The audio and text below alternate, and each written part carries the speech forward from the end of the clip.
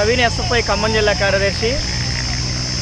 National testing agency ఏదైతే దేశవ్యాప్తంగా neat పరీక్ష నిర్వహించిందో ఆ పరీక్ష ఇవాళ చాలా రాష్ట్రాల్లో పేపర్లు అమ్ముకున్నటువంటి పరిస్థితులు ఉన్నాయి.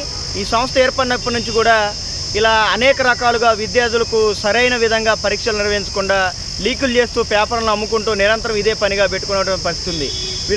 వీళ్ళు మొన్ననే నిర్వహించినటువంటి నెట్ ఎగ్జామ్ కూడా పేపర్ లీక్ అయ్యి రద్దు చేసినటువంటి పరిస్థితి కనిపిస్తూ ఉంది. కాబట్టి ఇవాళ కేంద్రంలో అధికారంలో ఉన్నటువంటి మోడీ ప్రభుత్వం వారు చూస్తున్నటువంటి రాష్ట్రాల్లో, వాళ్ళ అధికారంలో ఉన్నటువంటి రాష్ట్రాల్లో వాళ్ళే టాపర్లుగా నిలవాలని చెప్పేసి ఈ ఎన్టీఏని తీసుకొచ్చి ఇవాళ దేశంలో ఉన్నటువంటి 25 లక్షల మంది విద్యార్థుల యొక్క భవిష్యత్తును కూడా రోడ్లపైకి తీసుకొచ్చినటువంటి పరిస్థితి కనిపిస్తూ ఉంది. కాబట్టి ఇవాళ ఈ ఎన్టీఏని రద్దు చేయాలి. ఈ ఎన్టీఏలో ఉన్నటువంటి ఎవరైతే మెంబర్లు ఉన్నారో వాళ్ళందరిపైన కూడా క్రిమినల్ కేసులు పెట్టాలని చెప్పేసి, అదేవిధంగా ఎవరైతే పేపర్లు అమ్ముకున్నారో వాళ్ళపైన కూడా క్రిమినల్ కేసులు పెట్టాలని చెప్పేసి మేము ఎస్ఎఫ్ఐ అదేవిధంగా వామపక్ష విద్యార్థి సంఘాలు, యువజన సంఘాలు ఇవాళ ఖమ్మం జిల్లా కేంద్రంలో పెద్ద ఎత్తున నిరసన ర్యాలీని నిర్వహిస్తూ ఉన్నాం.